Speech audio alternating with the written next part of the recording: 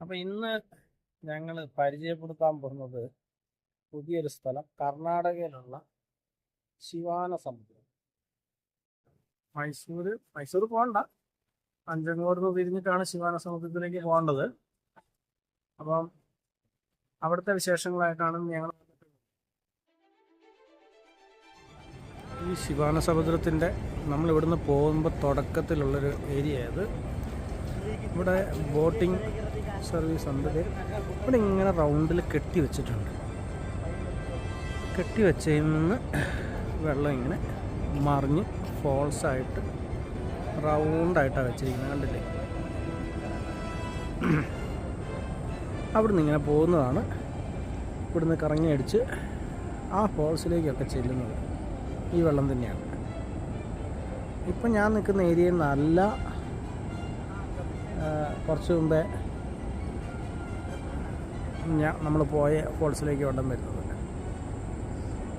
ഇത് ഗഗനചുക്കി എന്ന് പറയുന്നത് ഞാൻ രണ്ടാമത് കാണിച്ച ഫോൾസിലേക്കാണ് ഈ വെള്ളം പോകുന്നത്. ഇതിൻ്റെ മുകളിൽ വെച്ച് കാവേരി സ്പ്ലിറ്റ് ആകുകയാണ്, താഴെ പോയി വീണ്ടും ചേരുകയാണ്. എനിക്ക് സംശയം ഉണ്ടായിരുന്നുള്ളൂ, ഞാൻ മാപ്പിലെടുത്ത് നോക്കിയപ്പം അത് അങ്ങനെയാണ്. ഇപ്പം ഇനി ഗഗനചുക്കി കാണാനായിട്ട് വേറെ സ്ഥലത്ത് പോയി കഴിഞ്ഞാൽ അത് കുറച്ചും കൂടെ വൃത്തിയായിട്ട് കാണാൻ പറ്റും. ഞാൻ ആ സ്ഥലത്തേക്ക് പോകാനായിട്ടുള്ള ശ്രമം നടത്തിക്കൊണ്ടിരിക്കുകയാണ്. അപ്പം ഇവിടെ ബോട്ടിങ്ങിന് ഒരാൾക്ക് പെർ ഹെഡ് 100 റുപ്പീസാണ്. ഇവിടെ മീൻ വറുത്ത് കൊടുക്കുന്ന പരിപാടിയൊക്കെ ഉണ്ട്. ഇവിടുത്തെ പുഴയിൽ നിന്ന് പിടിച്ചതാണെന്നൊക്കെ പറഞ്ഞിട്ടാണ് ഈ മീനൊക്കെ ഇവിടെ കൊടുക്കുന്നതെങ്കിലും അത് എനിക്ക് കണ്ടിട്ട് തോന്നുന്നത് നമ്മൾ സിലോപ്പിയ മീനിനെ ടാങ്കിൽ അല്ലെങ്കിൽ വേറെ സ്ഥലത്ത് വളർത്തിയിട്ട് ഇവിടെ കൊണ്ടുവന്ന് വിൽക്കുന്നതായിട്ടാണ് എനിക്ക് ഫീൽ ചെയ്തത്. ഇവിടെ നിന്നും മീൻ പിടിക്കുന്നതായിട്ട് എനിക്ക് തോന്നിയില്ല. ഇത് കണ്ടില്ലേ, ആ ബോട്ട് ഇവിടുന്ന് ഇങ്ങനെ സ്റ്റാർട്ട് ചെയ്തിട്ട് ദേ അതിലേക്കൂടെ കറങ്ങി അവിടെ ഇങ്ങനെ ബോയകൾ ഇട്ടിട്ടുണ്ട്. കണ്ടില്ലേ, ബോയകൾ ഇട്ടിട്ടുണ്ട് അവിടെ. അതിനപ്പുറത്തേക്ക് പോയി കഴിഞ്ഞിട്ടുണ്ടെങ്കിൽ ഇവരുടെ ബോട്ട് വലിച്ചുകൊണ്ട് ആ ചാട്ടത്തിലേക്ക് പോകും. ചെറു ചാട്ടമെന്ന് പറഞ്ഞിട്ട് കാര്യമില്ല, അതിലേക്ക് പോകും. അപ്പോൾ അത് ഒഴിവാക്കാൻ വേണ്ടിയിട്ടാണ് പിന്നെ അവിടെ കൊണ്ടുപോയിട്ട് ഇങ്ങനെ വട്ടത്തിലൊക്കെ ചുറ്റിക്കും, തലകറക്കും. നമുക്ക് തലകറക്കം പറ്റിച്ച് തരും, അത്രയേ ഉള്ളൂ, വേറെ കാര്യമൊന്നും. ഒരു റൗണ്ട് ഇട്ട് തരും. 100 രൂപയാണ് പെർ ഹെഡ്. അത്രയും കാവേരിയുടെ നദിയിലുള്ള ശിവാനസമുദ്രം ഡാമിലാണ് ഇപ്പോൾ. ഡാം ആർച്ചാണ്. ആ സൈഡിൽ കാണുന്ന സംഗതി ഷട്ടറാണ്. അതേപോലെ ഇങ്ങേ ഭാഗത്തും ഇതാണ്. ഇതിങ്ങനെ ആർച്ചായിട്ട് ഉണ്ടാക്കി വെച്ചത് ഒരു ചെക്ക് ഡാം പോലെയുള്ള ഒരു സെറ്റപ്പാണ്. പക്ഷേ ചെക്ക് ഡാം പോലെ അല്ല, കുറച്ചുകൂടെ ആഴമുണ്ട്.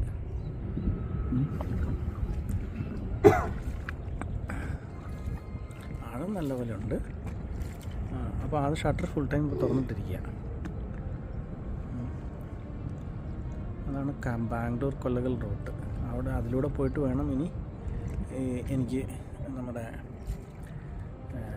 ഗഗനചുക്കി വാട്ടർഫോൾസിൻ്റെ അങ്ങേക്കരയിലുള്ള വ്യൂ ഒന്ന് കാണാൻ പോകാനായിട്ട്.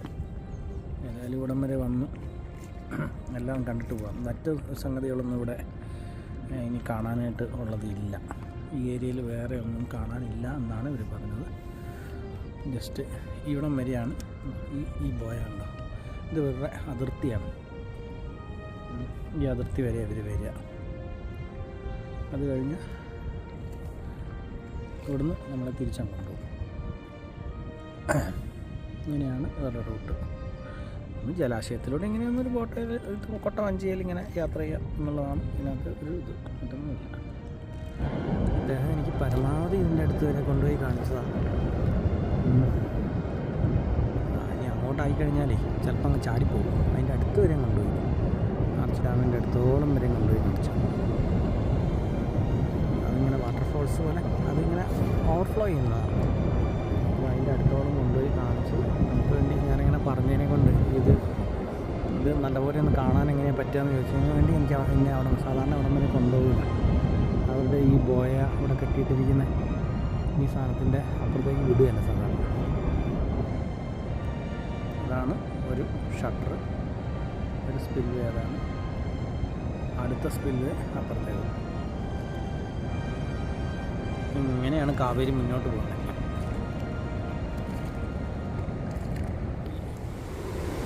ആർച്ച് ഡാം എന്ന് പറയാൻ പറ്റില്ല, ആർച്ച് ചെക്ക് ഡാം അങ്ങനെ പറയാം. ആർച്ച് ഡാം എന്ന് പറഞ്ഞാൽ അർത്ഥം മാറിപ്പോയി.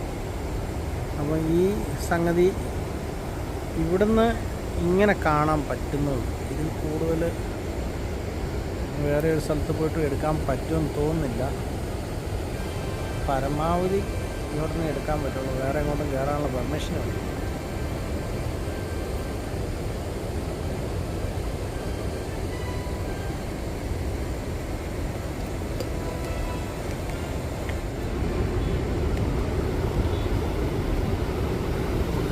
നമ്മൾ പോയ സ്ഥലം അതാണ്. അതിൻ്റെ അടുത്ത് വരെ അയാൾ കൊണ്ടുവന്നിട്ടുണ്ടായിരുന്നു, ഏകദേശം അടുത്ത് വരെ നിന്നു.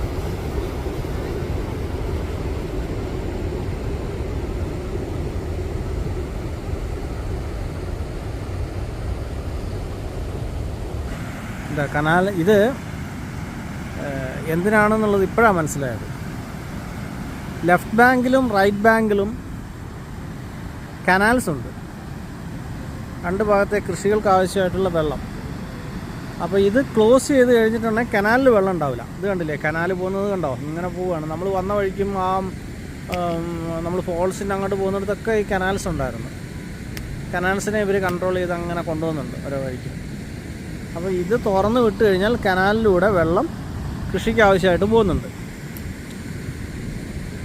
അപ്പോൾ ഇത് അടച്ചു വെച്ച് കഴിഞ്ഞാൽ വെള്ളം പോവില്ല, വെള്ളം സാധാരണ പുഴയിലൂടെ ഒഴുകിയാൽ പോകും. അതിന് വേണ്ടിയിട്ടാണ് അതങ്ങനെ ചെയ്തിരിക്കുന്നത്. ഇപ്പോഴാണ് സംഭവം മനസ്സിലായത്. ഉണ്ടോ, ഇവിടെ ആൾക്കാർ ആ വെള്ളത്തിൻ്റെ അറ്റത്ത് പോയി നിന്നിട്ട് അതിനകത്തോട്ട് നടക്കാൻ ശ്രമിക്കുന്നു. അതിന് പോലീസുകാരൻ അവിടുന്ന് വിളിച്ച് ഒച്ചയുണ്ടാക്കി ഓടിക്കുകയല്ല അതിന്.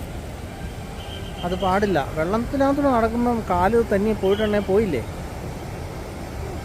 ഇവിടെ നിന്നാണ് കാവേരി രണ്ടായിട്ട് തിരിയുന്നത്. ഇത് അങ്ങ് ദൂരെ കാണുന്നതാണ് ഇപ്പോഴത്തെ പുതിയ ബ്രിഡ്ജ്. അതുവഴി ബാംഗ്ലൂർ കൊളകൾ റൂട്ടാണ് ഇത്. ഇവിടുന്ന് പോയ ഈ കാവേരിയുടെ കഷ്ണത്തിലാണ് നമ്മൾ ആദ്യം കണ്ടുണ്ട് ആ ഫോൾസിന്. സോ അതിലേക്ക് പോകുന്ന വെള്ളം ഇവിടുന്നാണ്. ഇപ്പം നമ്മൾ വന്നിരുന്ന ഫോൾസിലേക്ക് പോകുന്നതാണ് ഇവിടുന്ന് അങ്ങോട്ട്. അങ്ങനെ കാവേരി ഇവിടുന്ന് രണ്ടായി പിരിയാണ്. അപ്പോൾ മുൻപ് ഇവിടെ പാലം ഉണ്ടായിരുന്നു, കൽപ്പാലമാണ്, കല്ലുപാലം. പിന്നെ ഈ കൽപ്പാലത്തിൻ്റെ മുകളിൽ കൂടിയായിരുന്നു വാഹനങ്ങളൊക്കെ പോയിരുന്നത്. ഈ കൽപ്പാലം എന്ന് പറയുന്നത് എനിക്ക് തോന്നുന്നു ഒത്തിരി പഴക്കം കാണും, പണ്ട് കാലത്തെങ്ങാനുള്ള സെറ്റപ്പ് ആയിരിക്കണം. എന്നാലും ബ്രിട്ടീഷുകാർക്ക് മുന്നേ ഉള്ള നമ്മുടെ ഹംപിയിലൊക്കെ ഉള്ള പോലത്തെ ടൈപ്പ് നിർമ്മിതിയാണ് കാണുന്നത്. ചില സ്ഥലത്തൊക്കെ സിമെൻറ്റ് തേച്ച് പിടിപ്പിച്ചിട്ടുണ്ട്. സുർക്ക പോലത്തെ എന്തോ ഒരു സാധനമാണ്, വെളുത്ത സാധനം കാണുന്നത്. സോ അത്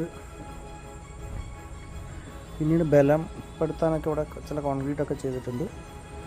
സോ ഇത് കൽപ്പാലം എങ്ങനെയാണ് ഉള്ളത്. അപ്പോൾ അതിൻ്റെ അടിഭാഗത്താണ്. അതിങ്ങനെ വളഞ്ഞാണ് പോകുന്നത്, സ്ട്രൈറ്റും അല്ല. അതായത് വെള്ളത്തിൻ്റെ ഒഴുക്ക് വന്നാൽ അതിനെ തടുക്കാനുള്ള നിലയിലുള്ള രീതിയിലാണെന്ന് തോന്നുന്നു ഇത് അങ്ങോട്ട് ഉണ്ടാക്കിയിട്ട് അവിടുന്ന് വളച്ച് അങ്ങനെയൊക്കെയാണ് ഉണ്ടാക്കി വച്ചിരിക്കുന്നത്. അതിൻ്റെ ഇപ്പുറത്തിപ്പം വേറെ പാലം ഉണ്ടായിരുന്നു. അതിനുശേഷം വീണ്ടും പുതിയ പാലം അതിൻ്റെ അങ്ങേപ്പുറത്ത് ഉണ്ടാക്കിയിട്ടുണ്ട്. അത് ഇപ്പോൾ ടാറിങ് കഴിഞ്ഞിട്ടില്ല, അതിൻ്റെ മുകളിലൂടെ വണ്ടി പോകുന്നതേ ഉള്ളൂ. ഇതാണ് ഇവിടുത്തെ കാഴ്ച, താഴെ ഇറങ്ങിയിട്ടുള്ള കാഴ്ചയാണ്. പാലത്തിൻ്റെ മുകളിൽ നിന്നുള്ള കാഴ്ച എങ്ങനെയുണ്ടെന്ന് നോക്കാം.